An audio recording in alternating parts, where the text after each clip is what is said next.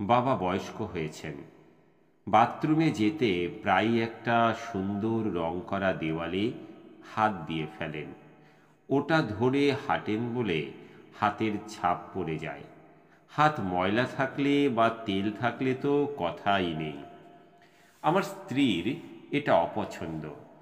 সত্যি কথা বলতে কি, আমারও।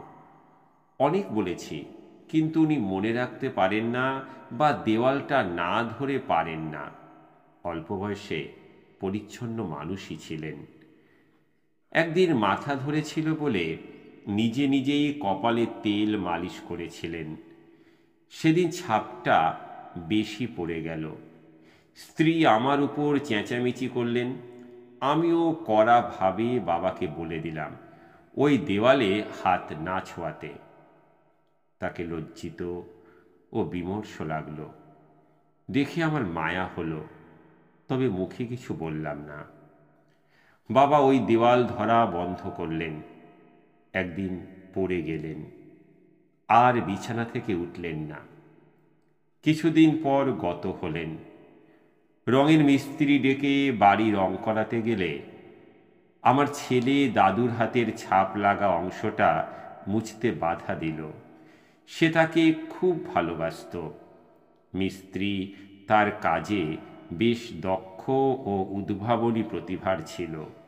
সে ওই ছাপগুলো বাঁচিয়ে রেখে অপূর্ব একটা বৃত্ত এঁকে দিল, একটা ডিজাইনও করে দিল। এরপর যত মানুষ আমাদের বাড়িতে আসতো, ওই জায়গাটার শিল্পকর্ম দেখে খুব প্রশংসা করত। কালের যাত্রায় আমিও একদিন বৃদ্ধ হলাম। হাঁটবার সময় একদিন আমারও দেওয়াল ধরার প্রয়োজন হলো, কিন্তু বাবার সঙ্গে ব্যবহার মনে পড়ে যাওয়ায় নিজেকে সংবরণ করলাম। ছেলে ব্যাপারটা দেখে আমায় বারবার বলল দেওয়ালের সাপোর্ট নিতে, যাতে পড়ে গিয়ে কোনো বিপদ না ঘটাই। উপলব্ধি করলাম ছেলে আমার পাশেই আছে।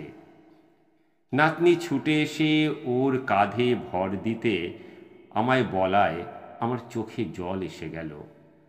আমি যদি এটা করতাম তাহলে বাবা হয়তো আর কিছুদিন বাঁচত। নাতনি যত্ন করে সোফায় বসিয়ে ওর ড্রয়িংয়ের খাতা দেখালো, যেখানে আমার বাবার হাতের ছাপের ওই দেওয়ালটার স্কেচ এঁকে ও উচ্চ প্রশংসা পেয়েছে। মন্তব্য ছিল, আমরা আশা করি প্রত্যেক বাচ্চা বড়দের এরকম শ্রদ্ধা করবে। আমি আমার ঘরে এসে কাঁদতে লাগলাম।